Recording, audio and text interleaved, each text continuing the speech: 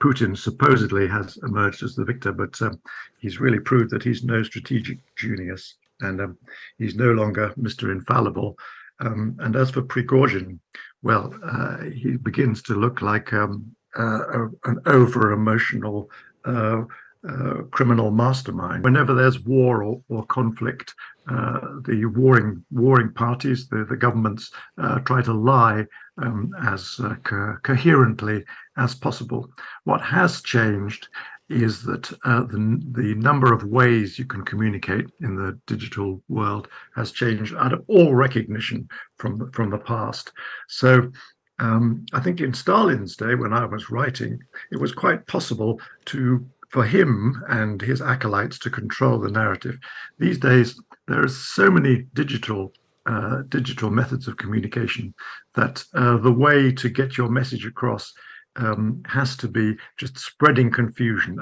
So many different things are said that people throw up their hands and say, I just don't know what's happening at all. And they're not sure what to believe and think, oh, well, let's let the government control this. I'm confused.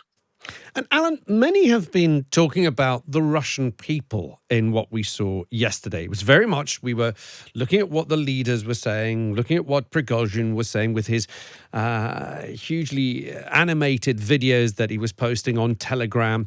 We saw President Putin's address. But a lot of people were wondering, well, what do the people think? Are they going to be cheering one side on instead of the other? How much control have they been under the state information, the state television? They seem to be absent almost from the debate. You're absolutely right there, Alex. They have been absent. There's good reason for that. That doesn't mean that they're completely passive. In 2011, you had tens of thousands, many tens of thousands of Muscovites and people in St. Petersburg protesting against the vote rigging, which allowed Putin to win. Of course, the penalties for demonstration have been upped, so people are very, very, very afraid. But it's a bit different when you have this high politics. People withdraw and they think, what we're seeing here is there are Kremlin factions. Normally their disputes are hidden under the carpet. Now that it's come out, this is nothing to do with us. It's way beyond us. We'll carry on with our life and see who emerges the victor, which is what they've done. And they've seen that, well, Putin supposedly has emerged as the victor, but he's really proved that he's no strategic genius, and he's no longer Mr. Infallible. And as for Prigozhin, well, he begins to look like an over-emotional criminal mastermind rather than anything else. You mentioned that yesterday, Vladimir Putin's speech, his reference to the 1917 revolution, you said that it was unwise of him to go there. Why so? Well, if you're talking about 1917, what happened in 1917? The Russian army basically failed to contain the German advance, unlike on the Western Front, where the French and British and then American forces were finally triumphant. And that was because of a total breakdown of the Tsarist rule. Nicholas II was totally incompetent and shouldn't have been in charge of a whelk stall, really. So, and he blamed Lenin. So Lenin stabbed us in the back while we were. He stole victory from us. There was no victory on the Eastern Front, and Lenin was only able to take control because the whole system had failed. So it's firstly, he's wrong in his history, and secondly, at your moment of the highest jeopardy in his 23 years of being in power, it's ridiculous to start talking about something more than 100 years ago.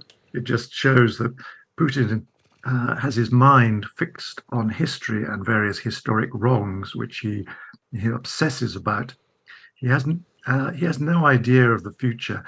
He never says we're going to lead Russia to the future in this way or that way. He's always talking about we're going to correct what someone did to us in the past.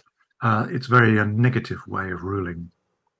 And finally, Alan, having a little bit of time to digest what happened in the last 24 hours, in your view, do you think Putin is going to be stronger for it? After all, he did face down Prigozhin, albeit through the intervention of Lukashenko. Is he going to be stronger for it, or is there a chink now in his armor? Is that image of the strong man now a little bit more in doubt?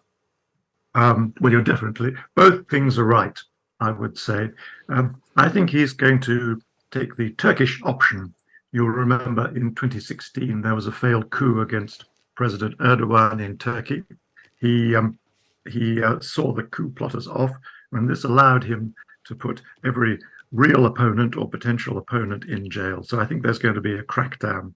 But I would say in the long term, the factions whose actions in the Kremlin we rarely see are losing faith in him. The people who've grown rich under him, of course, are much poorer. The loot that they were promised when Russia took over Ukraine is not going to happen. They would be thinking that when the next presidential election comes, which is next year, it might be time to have another person in power to defend their interests. Of course, who could they decide on when Putin has ruled the roost so long? So that's not a certainty, but I'm sure that's the way they're thinking. Alan, thank you so much for giving us your time and your expertise. I really appreciate it.